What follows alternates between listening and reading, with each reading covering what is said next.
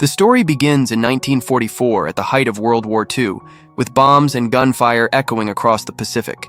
Allison, an American Navy captain, escapes a Japanese ambush and drifts alone on a raft for days, battling hunger, thirst, and despair.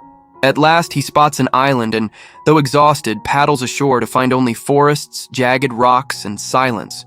While searching, he discovers an old church where, to his surprise, a Catholic nun, Angela, appears.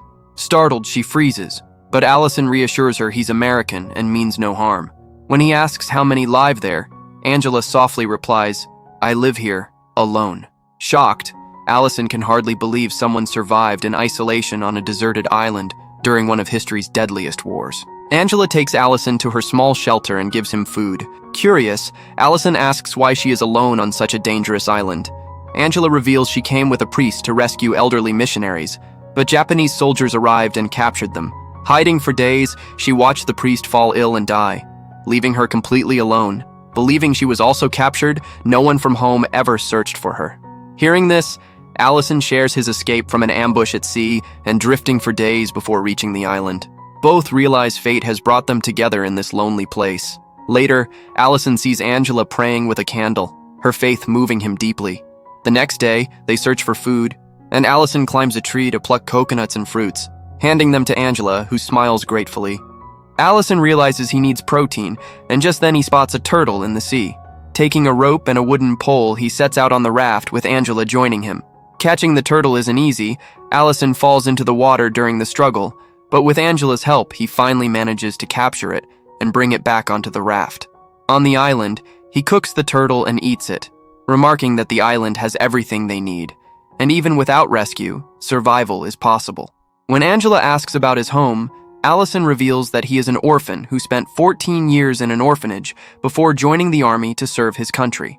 Angela, too, shares that she is an orphan, and that her faith in God led her to become a nun, dedicating her life to guiding others onto the right path. Despite their shared pain, their ways of thinking and living are completely different. Angela is deeply calm by nature and has unshakable faith in God, while Allison is tougher, more practical, and doesn't really believe much in God.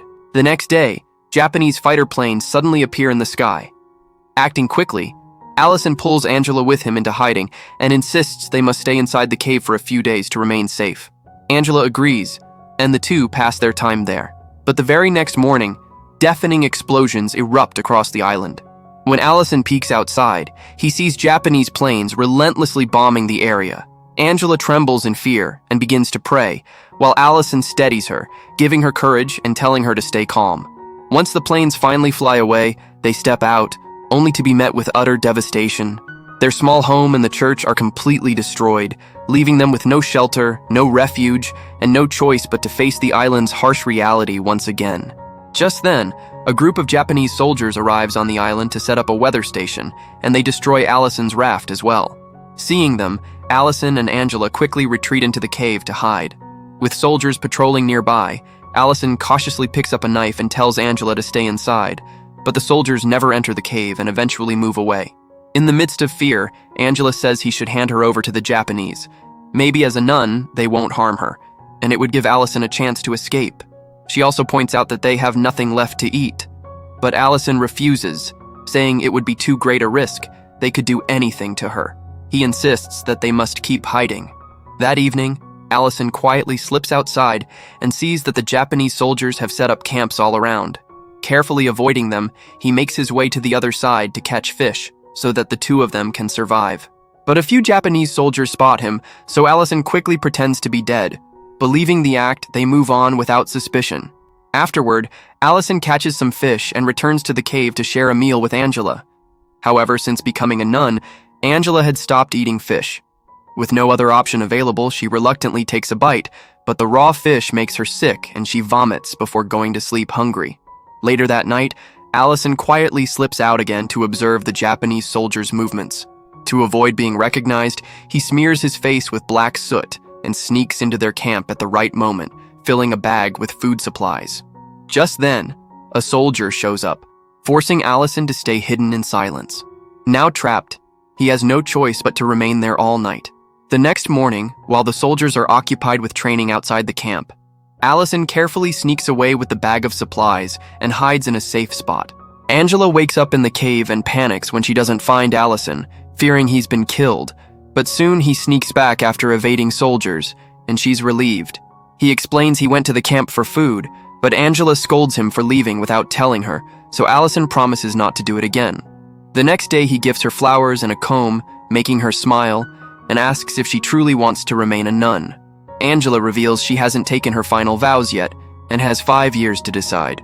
By now Allison has fallen for her and doesn't want her to choose that path, and when they see Japanese soldiers leaving the island, they feel relieved, especially with supplies left behind.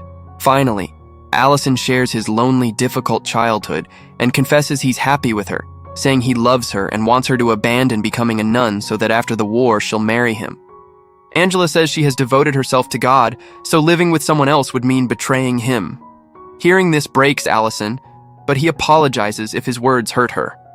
That night, while eating, Allison finds Japanese liquor, drinks too much, and mocks Angela's vows, comparing them to Adam and Eve on the island. Hurt, Angela runs into the rain and sleeps in the cold. Allison searches but can't find her until morning, when he discovers her unconscious and carries her to the camp, only to realize Japanese soldiers have returned. He quickly takes her back to the cave, but her condition worsens, so he risks his life to steal blankets and medicine from their camp. A soldier spots him, forcing Allison to stab and hide the body. Returning, he changes Angela's wet clothes, gives her medicine, and, for the first time, prays. The next morning, Angela wakes and asks who changed her clothes. Allison admits it was him and says he was drunk when he mocked her vows, then apologizes. She forgives him, but suddenly explosions rock the island. When Allison rushes outside, he sees Japanese planes bombing again, now aware one of their men has been killed by him. Japanese soldiers are searching everywhere to kill Allison. He tells Angela that when he went for the blanket, a soldier saw him, so he had to kill him in self-defense. Saddened, Angela prays to God for forgiveness. Suddenly, some soldiers arrive near the cave. One shouts, "If anyone's inside, come out or we'll throw a grenade." Now they have only 2 options, surrender or die by grenade. Terrified, they freeze, and Angela begins praying, believing their death is certain. Then, a massive bombing occurs outside, and the soldiers start shouting loudly. Allison realizes the US forces have begun bombing the island. They emerge from the cave to see American planes striking the Japanese, filling them with relief. Allison notes that the landing won't be easy since the Japanese brought 4 cannons and set them up across the island, so he must neutralize them. He tells Angela that God wants him to help the American soldiers. Angela lets him go, and Allison, dodging bombs, disables the Japanese cannons one by one. Though injured, he doesn't give up and saves many American soldiers. The Navy halts the bombing, and Angela rushes out to treat him. Allison says it's time for them to part, to which Angela replies that even if they can't be together, he'll always remain in her heart. The Navy plants its flag on the island and is shocked to find Allison alive. He's carried away on a stretcher, with Angela walking beside him. Allison never forced his love on her and always respected her choice. And with that, the film ends.